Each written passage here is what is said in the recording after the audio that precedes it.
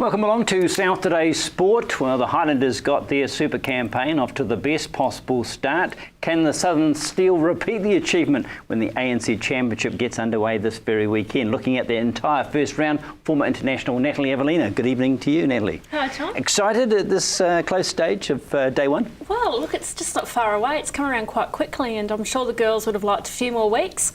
But straight into it, and all because of Commonwealth Games, which are earlier this year, so that's why the competition's starting earlier.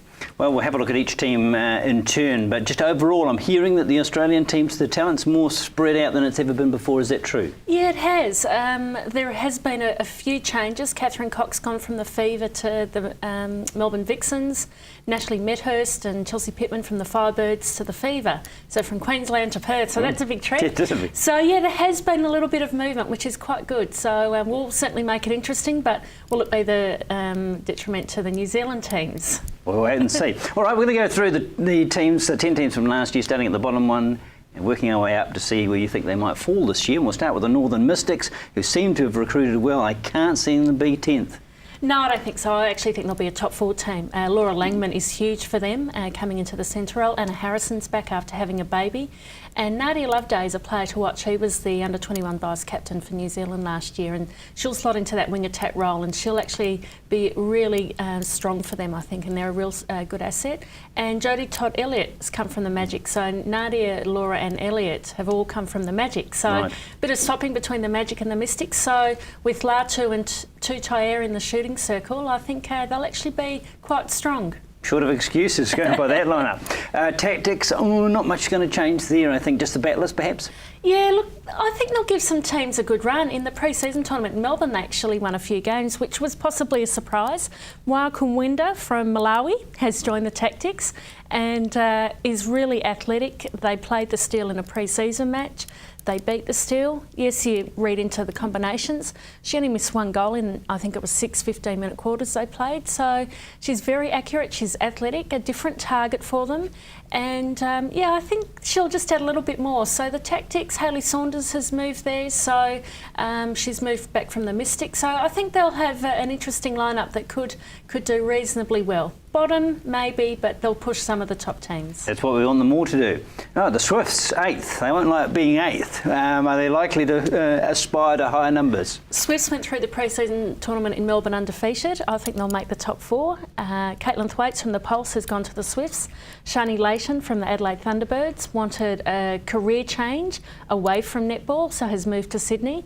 So her and Sonia McCloma will be a real tough, loud defensive unit. They have lost Monia Gerard though. She's focusing on rugby. Yes. Sevens, I think. Yeah, it is sevens. Wants to go to the Olympics, funny enough. Yeah, want to go to the Olympics. So they'll lose her leadership and play out on court.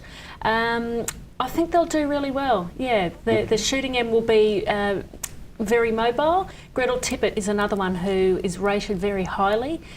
Played basketball 2 years ago, got onto the netball scene with a friend, played netball, made the Australian under-21s, very tall, athletic. Her brother plays AFL, so it's in the family, it's in the genes. Stock. In the genes.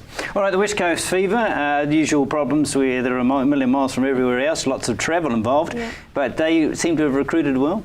Yeah, they have. Natalie Medhurst and Chelsea Pittman, both from the Queensland Firebirds, going to Perth is a huge bonus for them.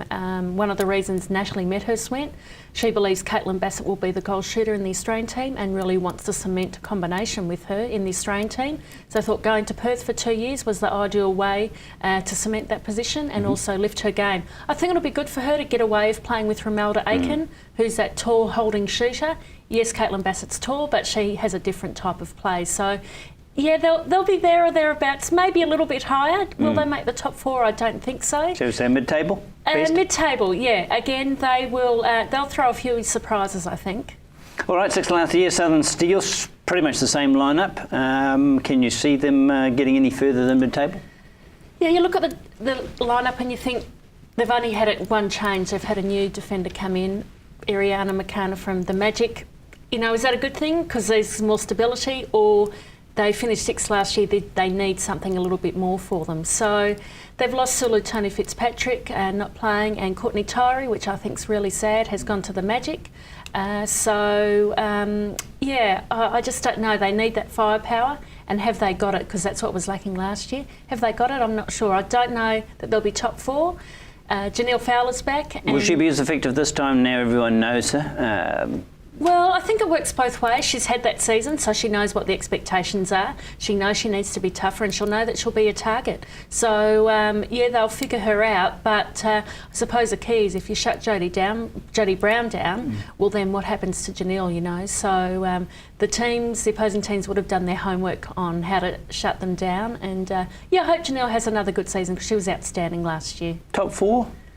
A stretch? Yeah, I think so, a stretch. Yeah, they won't be far off, but I just because of so many changes with the Australian teams and the New Zealand teams, I'm just not sure if they'll be fighting for that 4th position.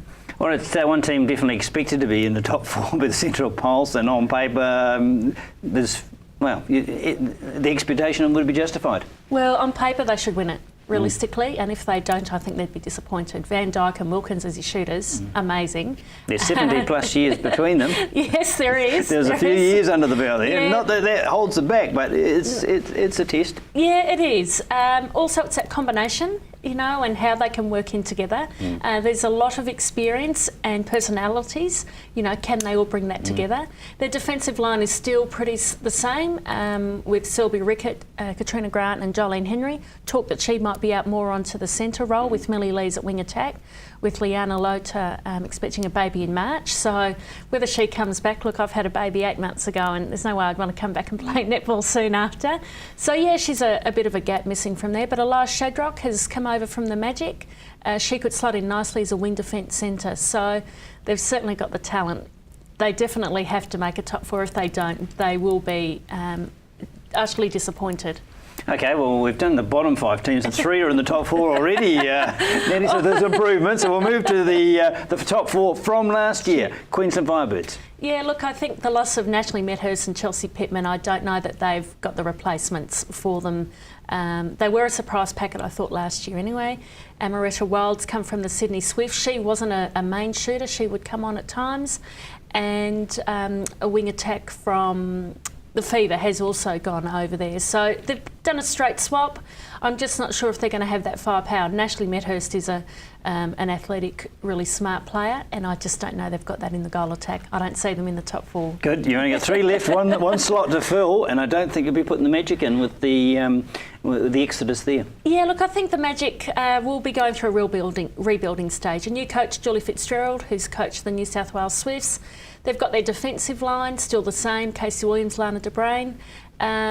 Courtney Tyree, Grace Rasmussen from the Mystics is gone. Joe Harton from the Tactics as shooter's gone. So they've actually got some quality players, but it's probably time that they need.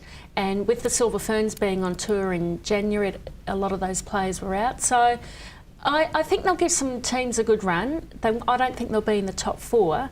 But I think over time we're going to see a huge improvement by the end of the season from the Magic. All right, 2 left to go, Melbourne Vixens or the Thunderbirds. Tell us about these 2 together and which one of them is going to proceed, because one has to miss on your top 4. Yeah, Melbourne Vixens. I think gaining Catherine Cox is a huge bonus for them.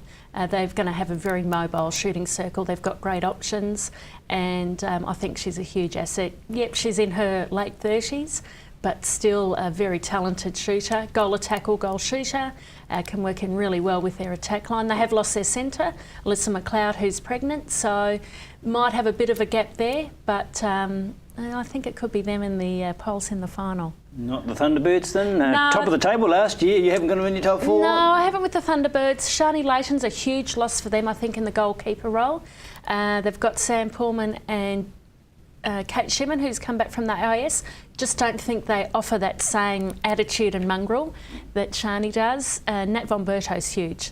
She's retired, no longer playing for them. Maddie Proud's come in. She had played with them a few years ago, was at the Australian Institute of Sport last year. I just don't know that they'll have that firepower. Look, I think the Thunderbirds are a well-coached, structured, respected team out there, but I just don't know that they're going to have that X factor that's needed this year. Great to have you back as our expert analyst, I should say, get that right eventually. And we look forward to your comments throughout the season and to have perhaps a chance mid-season to revise your selections if need be. If need be. If need be.